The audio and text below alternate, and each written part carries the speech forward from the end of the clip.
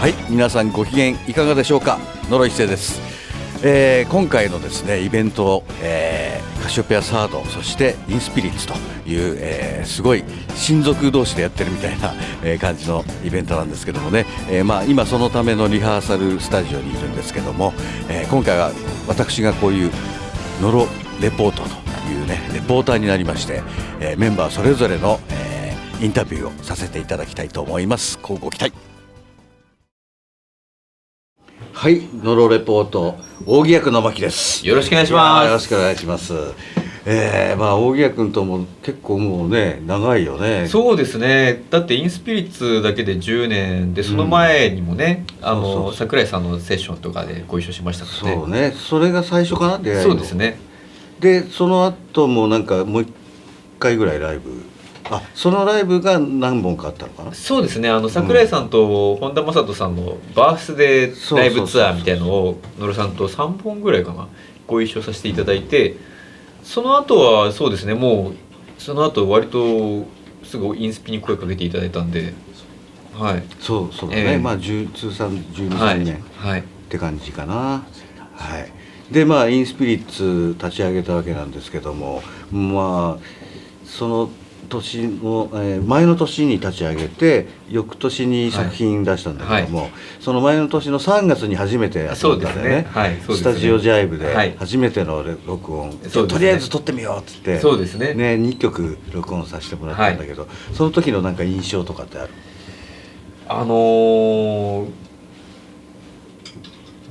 なんでしょうね、予備普通にポップスのレコーディングをするような感じでいきなりもう本番だったじゃないですか、その予備で何か練習リハーサルをやってからやってみましょうみたいなほぼなかったんで、それで神保さんも多分2テイク3テイクぐらい取ったらもういいでしょうこれでみたいな感じなんでおっとみたいな、まだその今でこそ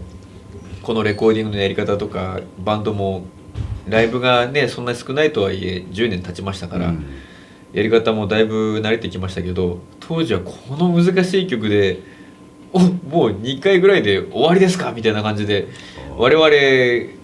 当時は若者と言ってよかったのかもしれませんけど、今全然若者ではないですけどね、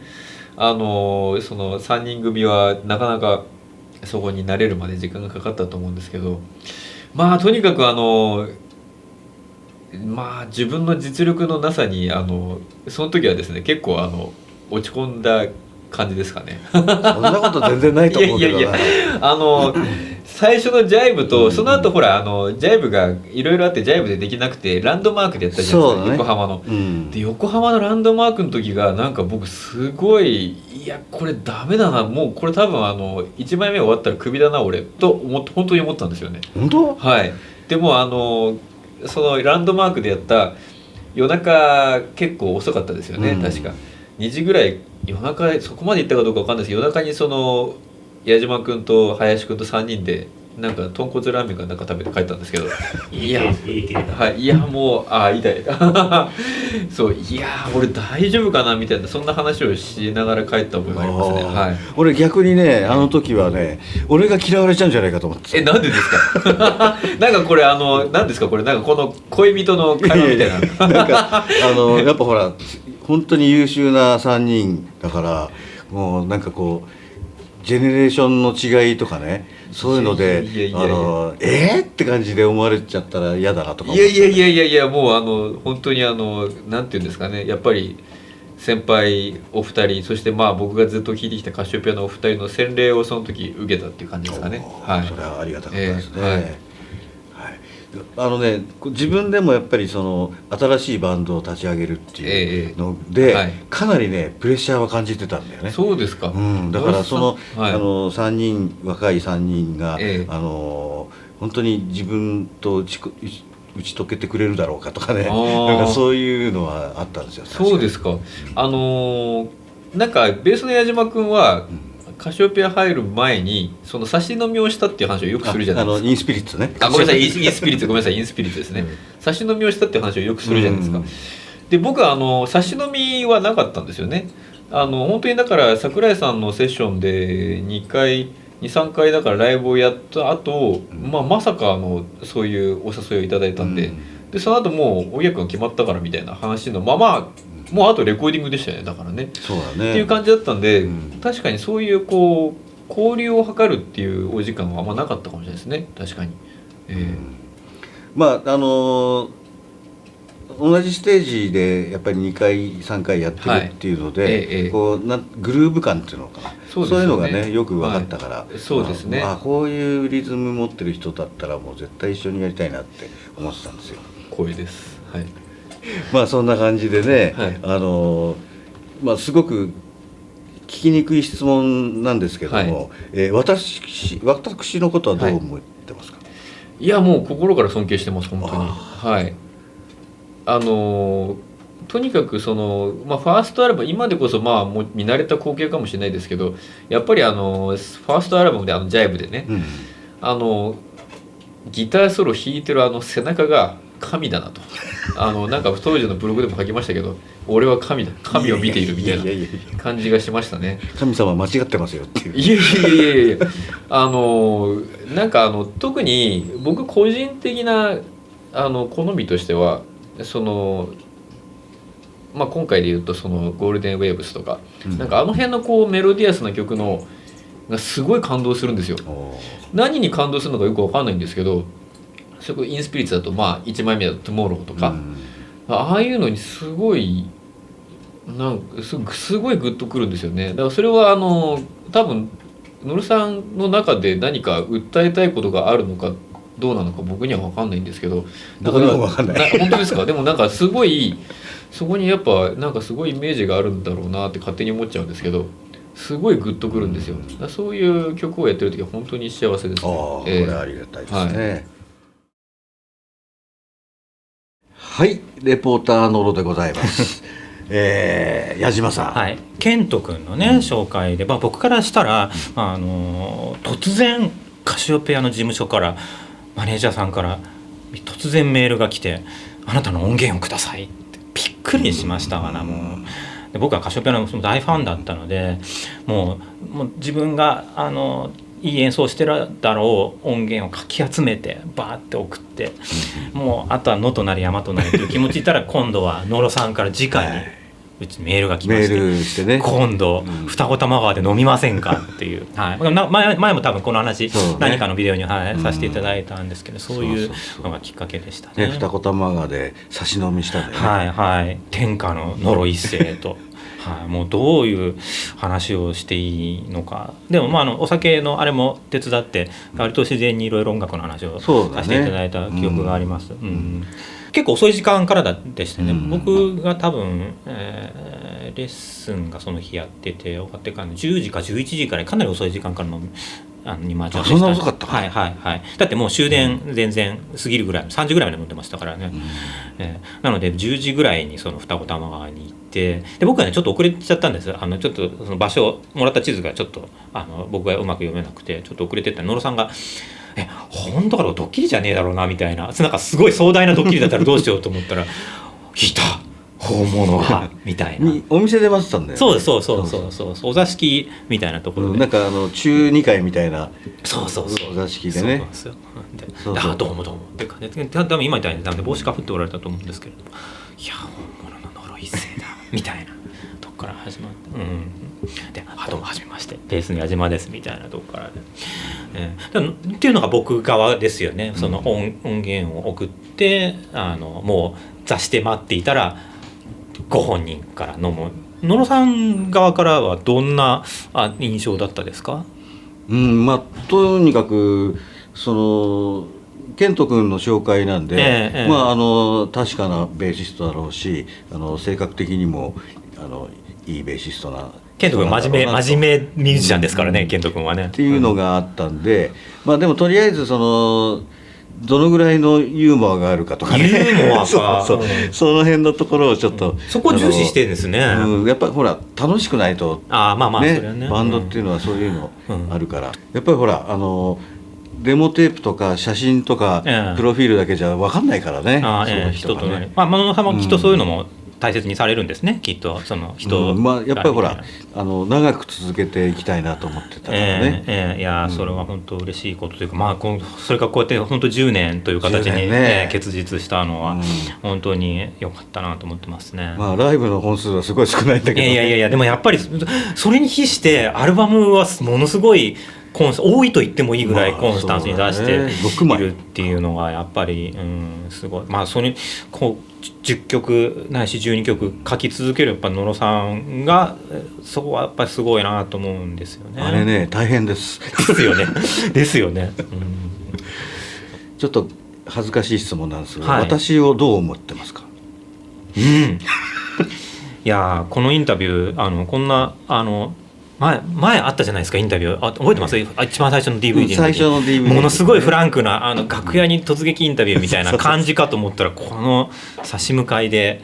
野呂一生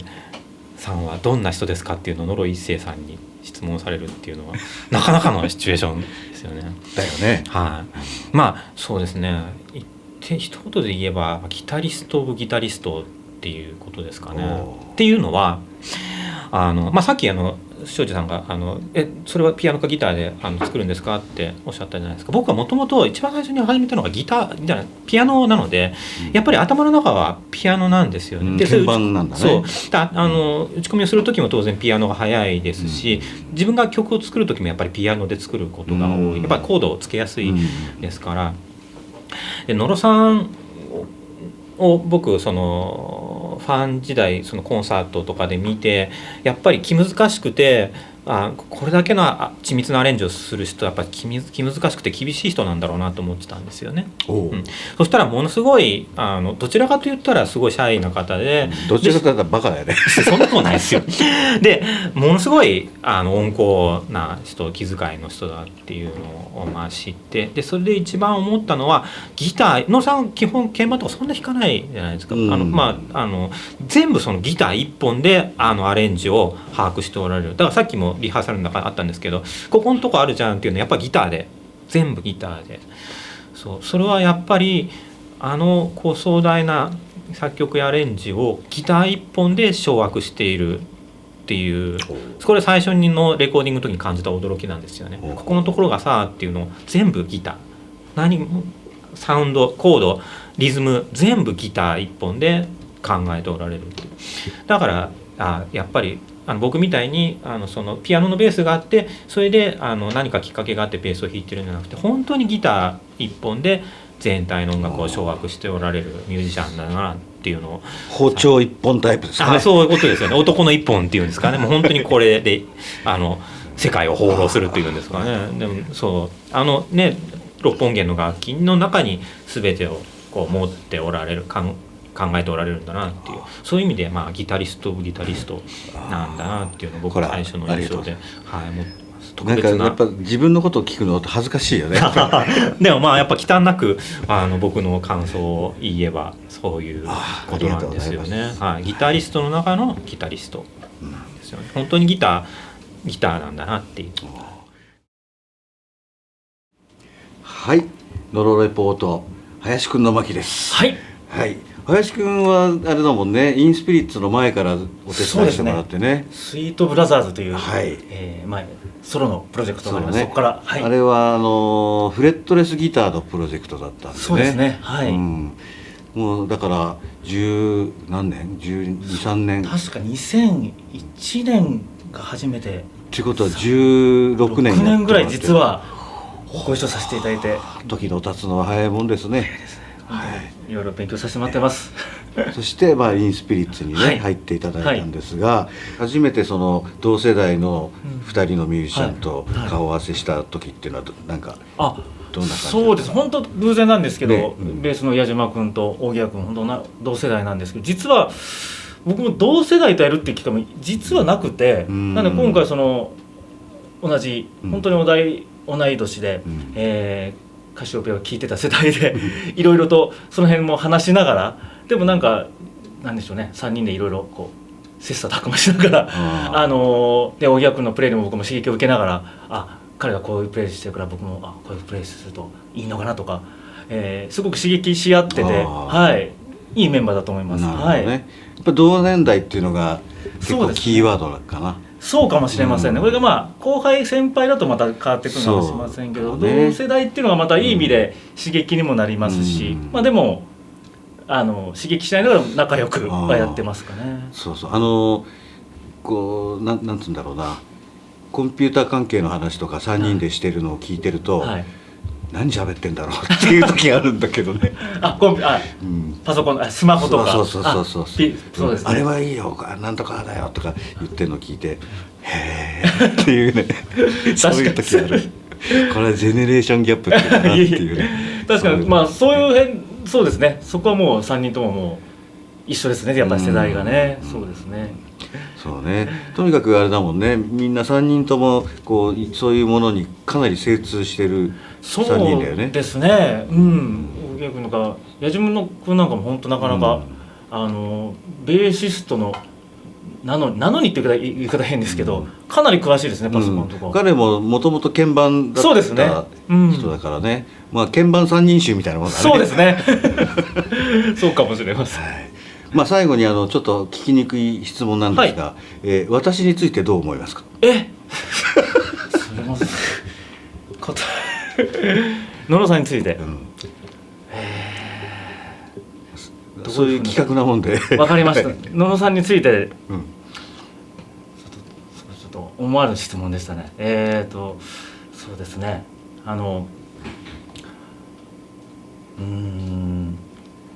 答えにくいよね。いやですね、なんですよねすごい答えを漏れちゃった。ですね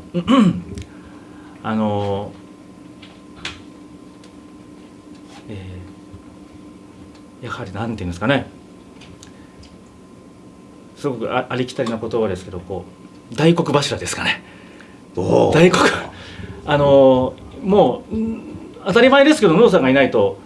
もう全てがこう揺らぐ感じというか、やっぱ野呂さんが中心にいてギターを弾いてるっていうことがもうこの一家の大黒柱で、野呂さんの背中を見てこっちはすごく安心、いろんな意味で安心して演奏できるというか、はい、大黒柱です。大黒柱ですね、はい、じゃあこれから野呂大黒ってこと大黒ですかね。なんかいろいろあるんですけど、うまく言葉に今表現するのが一言言えば大黒柱ですかね。でもあと何ですかね、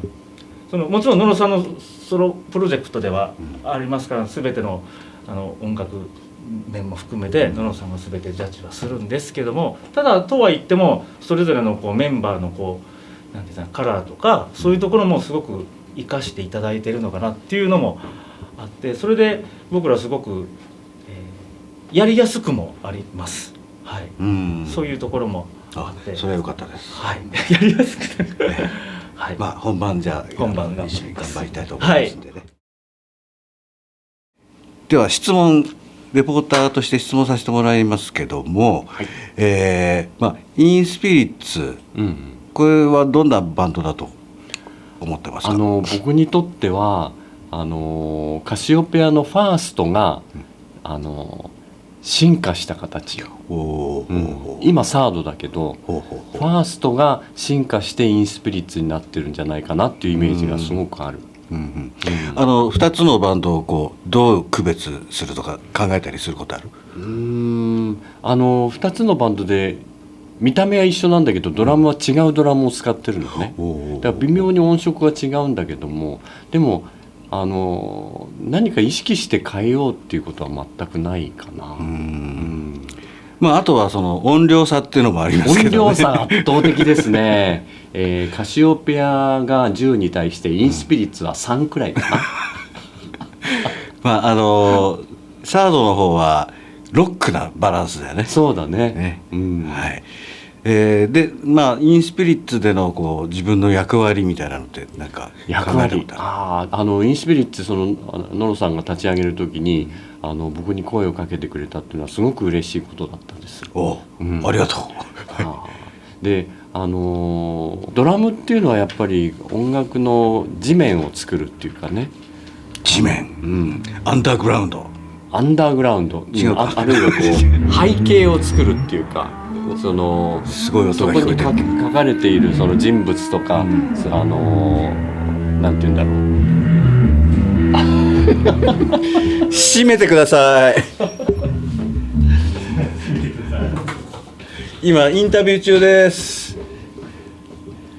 ここも入れちゃう。ドラムの、インスピリッツにおける自分の役割っていうのはカシオペアにとってもそうなんだと思うけれども、ドラムっていうのはやっぱりこう地面を作る役割だと思っていて、で地面っていうよりはこう背景っていうかな、背景であるとかその空気感みたいなものを作る役割だと思ってるので、フロントに立ってるノロさんがこう一番こう綺麗に見えるような、まあそういうのを意識していつも、演奏してますね。これはありがたいことで、ノロさんの背中を見ながら、逆にそのカシオペアサードっていうのはどういうグループで？サードはやっぱりファーストとセカンドっていうのはある程度こうサウンド的にもつながりがあったと思うんだけども、セカンドからサードになった時に劇的にやっぱり変化したよね。大高さんが入ることによってオルガンになったっていうことでもうサウンドが劇的に変化して、そこで大きなこう節目みたいなのがあったと思うんだけれども、まあそれが特徴みたいな感じですかね。まあそのカシオペア歴一番長いわけですけど、長いですね。もうなんというかカシオペアあっての神保明、ノロ一世あっての神保明という感じでね、本当になんというかカシオペア様にはもう足を向けて寝れないという感じなんですけれどもまあカシオペアについてこう何か最近思うこととかありますか？そうですね、やっぱり僕が今こうやってこれてるそのベースっていうのは全部カシオペア時代ノロさんにいろいろ教わったことっていうのが自分の血となり肉となりここまでやってこれたんだなと思ってますね。やっぱりメイクアップシティのレコーディングの時にその曲をかけって言われたのがものすごく大きかった。リップルダンスね。リップルダンスそうで、もう最初は本当に無茶ぶりだと思って、なんでドラマーに曲かけって言うんだ、ひどい、これはもう本当に自分には曲なんかかけるわけないと思ったんだけれども、なんかこうちょっとこう曲の片鱗みたいなものをノロさんに最初持って行って、でそれをこうちょっと添削してもらってまた持って帰って、またちょっとそれに付け足して持ってきて添削されて持って帰ってっていうのをもう何十回も繰り返してようやく一曲作ることができた。でやっぱり曲を自分で作ることができるっていうのはものすごい喜びだったし、自分にもこんなことができるんだっていうその新たな目をノロさんに開かせてもらったっていう感じがしますね。それは光栄でございます。今日リハーサルで並んでドラム叩かしてもらったんですが、それについて何かコメントは？ノロさんのドラムのアイディアっていうのはすごいと思うんですよね。結構そのカシオペアの初期の曲でこう千手観音ドラムみたいに言われてたものがあるんだけども、あれのアイディアっていうのは全部ノロさんがね考えたことなんだよね。こうやって君ならできるみたいなね。そう普通ありえないようなこう右足と左足が全然違う動きをするようなパターンとか、私はできないんですけどね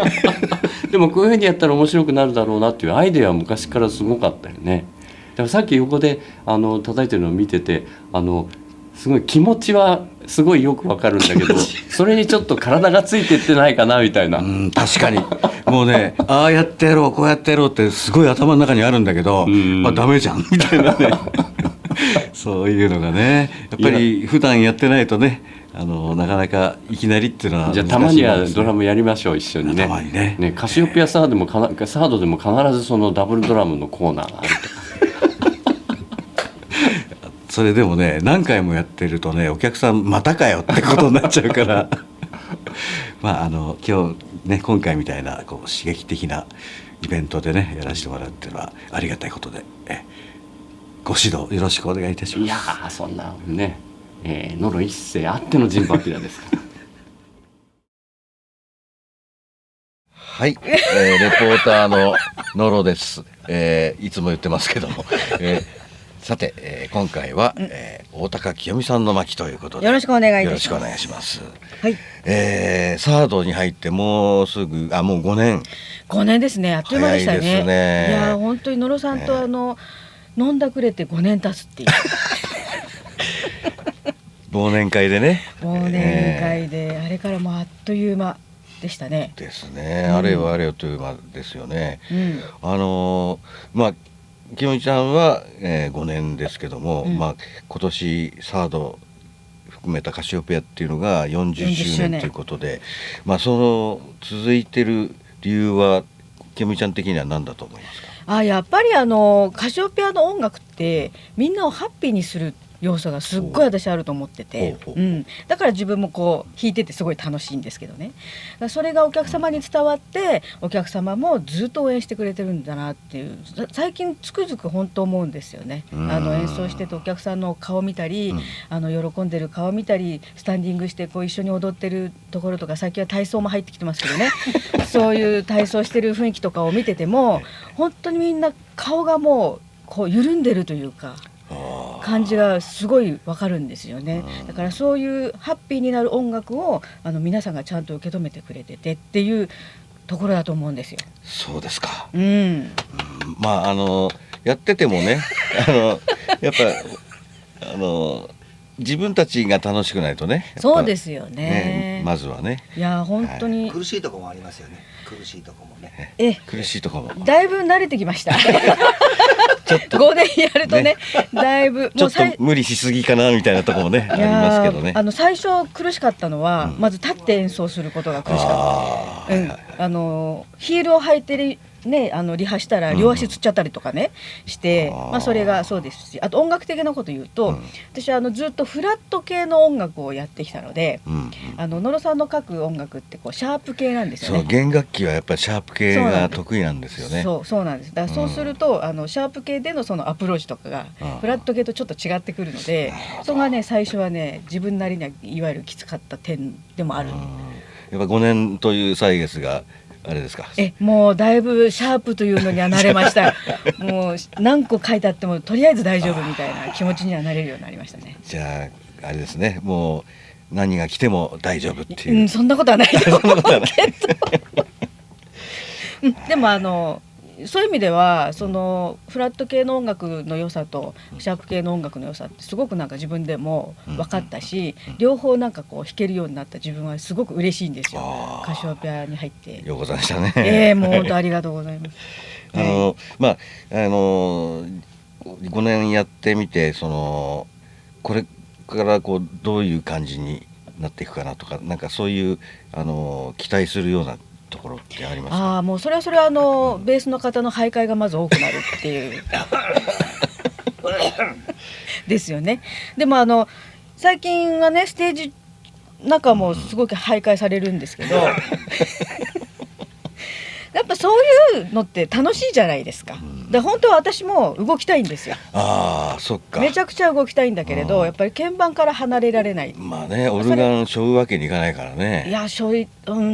れるオルガンができたら絶対背負ってるかもしれないんですけど、でそういう意味ではドラムもそうですよね。動けないっていうところで、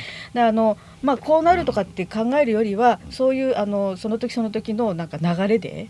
この楽しさをキープしたいって感じですよね。そうですね。あれ回答になってます？大丈夫です。ちょっと聞きにくい質問なんですけども、清美ちゃんにとって、野呂一世はどんな人でしょうか？やっぱり天才だと思いますね。いやこれ本当にお世辞抜きで曲の例えば、コンサートの曲のリスト並びとかを見てても今回のアウトバーにしてもいや無茶なんじゃないって思ったりすることがやっぱ結果論としてすごくいい状態というか、やってよかったっていうか、それあったら本当によかったよねっていうのをもう最初からやっぱり分かってるんだなっていうのが。分かってないです。いや今回のじゃあコンサートに関して言えば、本当はオルガンソロなんかなかったじゃないですか。MC っていう最初ねでしたよね。で MC をしたくないっていうところからリハーサルでオルガンで弾いててっていう時に、私はだからオルガンソロはもう嫌ですって言ったじゃないですか。一人は寂しいから嫌ですって言ったんですけど、結果論としてそのコンサート全体見るとあのシチュエーションっていうのは流れがやっぱりすごいスムーズだったし、あとクリスマスっていうところでクリスマスソングも弾けたし、やっぱこういうのちゃんと見えてるんだなって思ってたんですよ。いや無茶ぶりしただけですか。でもやっぱり成瀬さんもねよく言ってるけど、ある意味頑固じゃないですか、はい、だから私が一人は嫌です、一人で演奏するの嫌ですとか言ってもやっぱり弾かないじゃないですか。そこをなんとかってそこでやっぱりその感も本当に素晴らしいというか、やっぱり結末がこう良くなるっていうものに向けてのそのアイデアの感も本当すごいんだなっていう。これどうもありがとうございます。あといつもね思うんですけど、カシオペアサウンドもそうですし、野呂さんもそうですけど、衣装が被らない。これって結構私的には、びっくりしてる一つなんですよ。俺らだってスカート開かないもんだって。いやそこですか。下の問題じゃなくて、やっぱ色合い的に、シャツの色とか、そういうのね、なんかね、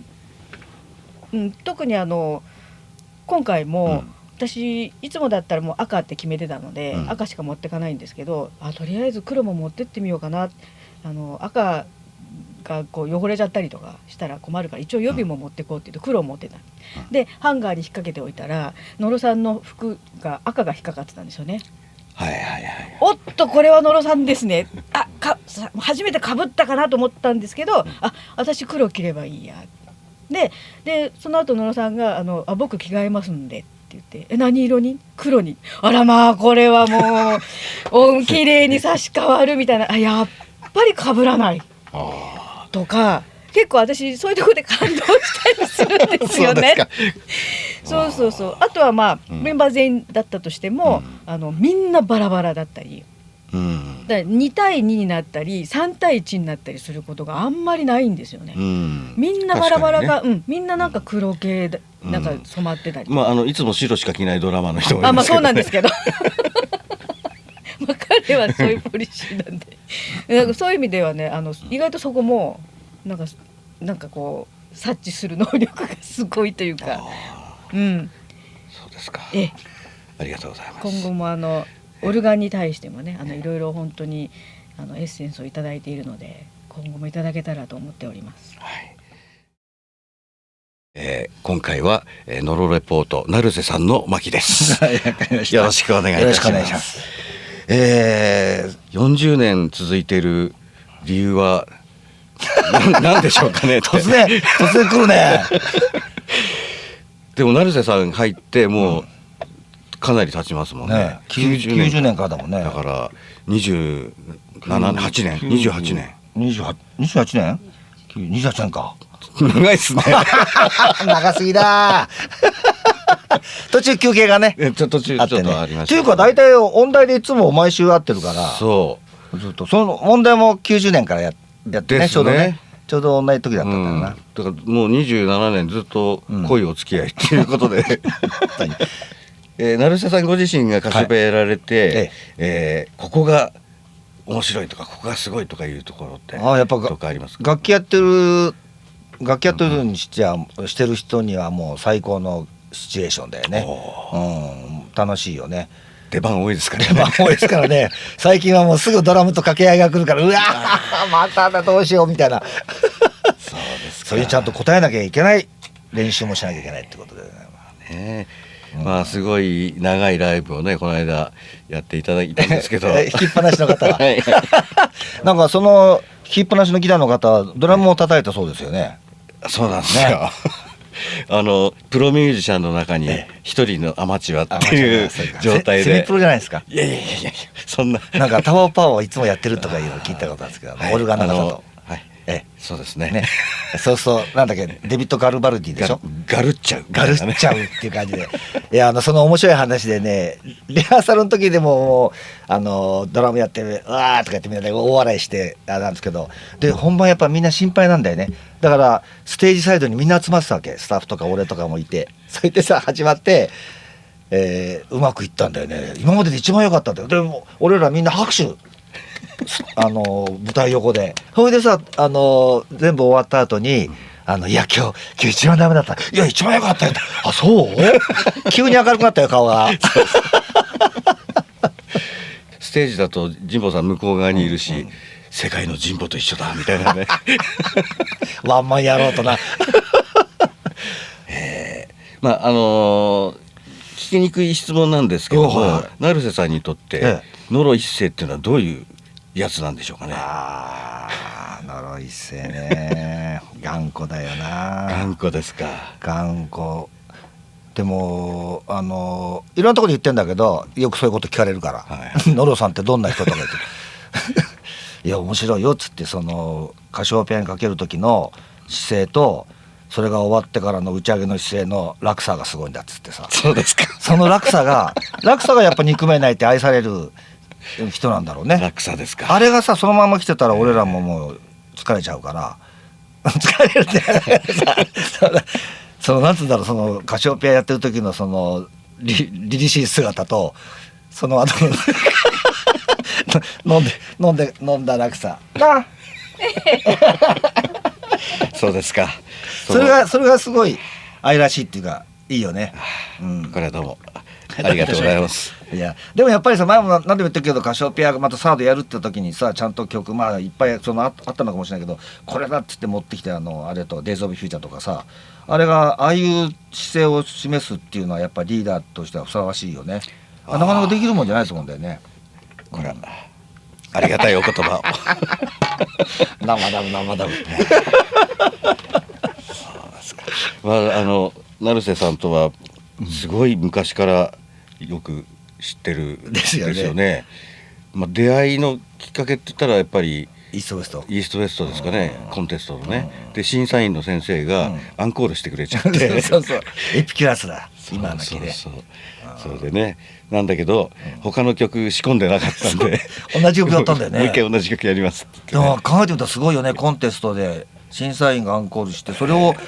許容する場があったんだからね。でお客もわーっとこうやってさすごい人気だったよね。おおらかな時代だったんでしょうね。あれね本当ですよね。でも私はその前から存じ上げてたんですよ。スモーキーメイですね。そう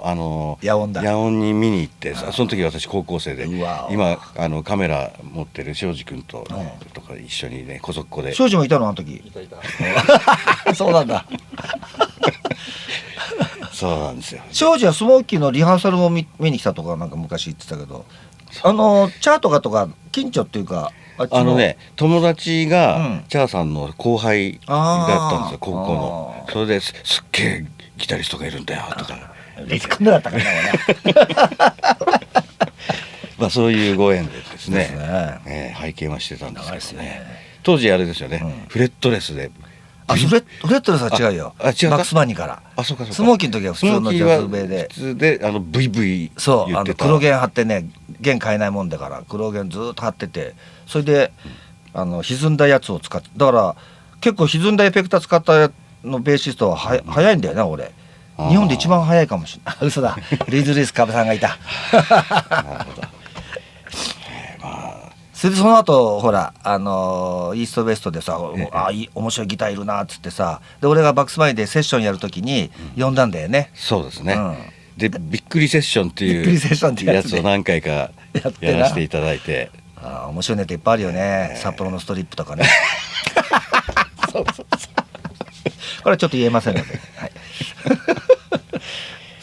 だからそれでカシオペアやらないって言った時の電話びっくりしたしね。90年のそうですよね。89年かだからあれね。そうか90年に立ち上がったんだね。じゃあカシオペア入ろうと思った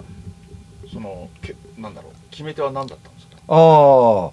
れはやっぱ魅力的なバンドだったしあとその電話の時にさノロがバンドとしてやるんだったら最低10年はやりたいって言ったらその言葉だよね。あの時代そういうこと言えるっていうのはなかなかないよね。バンドやるってのもさいつ潰れるか分かんないしそういう姿勢っていうのはすごいあるわけよ。その酒飲んだ時とは全然違う姿勢がね。最初の頃ってさだって酒飲まなかったよね。最初のビッグセッションやった最初の頃。当時はね、うんすごい弱かったんですよ。よかったのか。もうなんでこんな強くなったんだよ。いややっぱ修行ですかね。修行は積みましたいやね。いや